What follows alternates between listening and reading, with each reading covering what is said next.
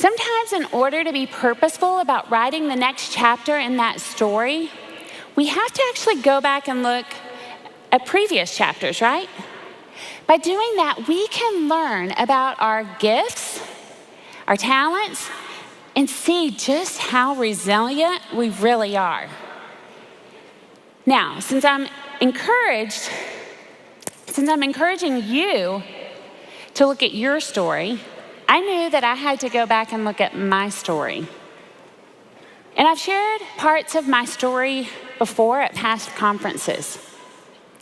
So you may have heard me talk about some of these things before. But this year, I focused on digging a little bit deeper and taking a closer look than ever before.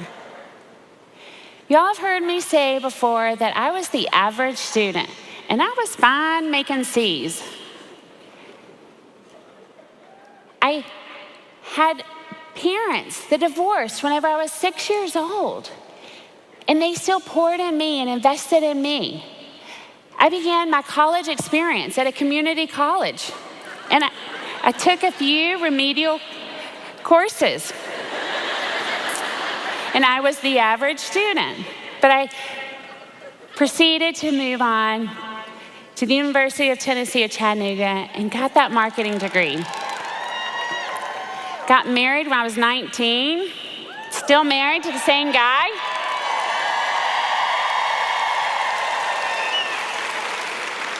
Began working in the corporate world, had 2 sweet babies at 24 and 27. And then by 28, I decided I'd start this little company, this little bag thing.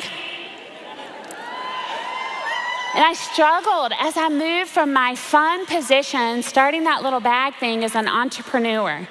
I struggled from that role of that fun growth to the overwhelming responsibilities of running this huge company that came with all of these expectations as a president and CEO. And personally, I struggled and felt like a failure whenever we started to see our decline in the business. And that was around 3 years ago. And that was probably only one of like 2 or 3 times that I've personally struggled with my own self-esteem, my purpose, and my confidence. So I don't know if any of you have ever found yourself paralyzed by living a life of just tasks and to-dos that fall outside of your purpose. You feel like you're on that hamster wheel. Have you struggled to find your confidence, or have you ever felt like a failure? For me, that all happened in fall of 2015, and I was struggling. I realized that when you're in the pit, it is hard to see how things could be any different. I struggled to even see who I was, who I used to be, and definitely struggled with who I wanted to be. So one day I was so exhausted, I knew I wanted to search for something. It had to be something. Things had to be different. And I'm sharing this story with you for 2 reasons. One, that struggle is a part of my story. The struggles with my grades or step-siblings are a part of my story. My business not being where I wanted it to be, it's a part of my story. I'm sure that you all have experienced your own struggles. Some of you might even be dealing with them right now. But the beautiful thing is that those struggles do not define our whole story, and they definitely don't define you. For me, they're actually a pretty small part of my story. But when I was in the middle of it, I couldn't see that. Understanding that and embracing that was so big for me. And the second reason I wanted to share this with you is I had to realize that struggles lead to opportunity. And as long as we are willing to search for it, we can find that opportunity. I had to make a choice to search for opportunities that could help me get out of that pit. I had to be willing to invest in myself and give myself permission to focus on me. The interesting thing that I learned through my search is that the opportunity actually lived within me. It wasn't through the home office team. It wasn't going to be the economy. It wasn't a new product, or it wasn't even my family. It started with me. I began spending time with an amazing accountability group. And for me, this group included other company leaders. And with that group, I allowed myself to be vulnerable, kind of like I'm being right now. I allowed myself to be vulnerable about where I was, even though all of them had read a different story about me in Columbus CEO magazine or in the newspaper or on social media. I had to be open to investing in a leadership retreat or weekend, just like you're investing right now, where I allowed myself to be honest with my own struggle. And I also had to choose to work with a personal coach for the first time ever to help me with that struggle and to think about how I was going to write my next chapter. A coach who helped me learn how I wanted to show up for every aspect of my life. How to show up personally, how to show up for the relationships that are so important to me, and how to show up professionally for you, 31. And after learning so many tips and tools to help me write my next chapter with purpose, I was able to find my confidence again. I was able to find Cindy again. I was able to refocus my energy on living with purpose and aligning every part of my life with that purpose. Was it easy? No. It's never easy to do something you've not had to do before. It's like climbing a mountain. It takes practice. It takes commitment. You have to be willing to put your own oxygen mask on first. Everywhere we turn, we're reminded how we should take care of ourselves physically. Lose 20 pounds, fat-free this, sugar-free that.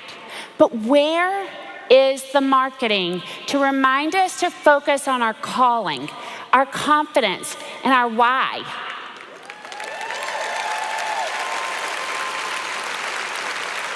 How much time and energy are you investing in your life and in your purpose? I now am loving getting out of bed every day as I focus daily to live in that purpose again. I show up for those important relationships in new ways I'd never done before. I have learned how to be a better leader in my community with our home office team, with all of you, with our leaders of 31, and I've learned how to show up in my professional role. I leaned into 31 in new ways, and it actually got me excited. Ways that gave me confidence to lead and deliver growth in our business. I was showing up with purpose for my daughter, who was graduating high school this last year. We had one of our best years ever.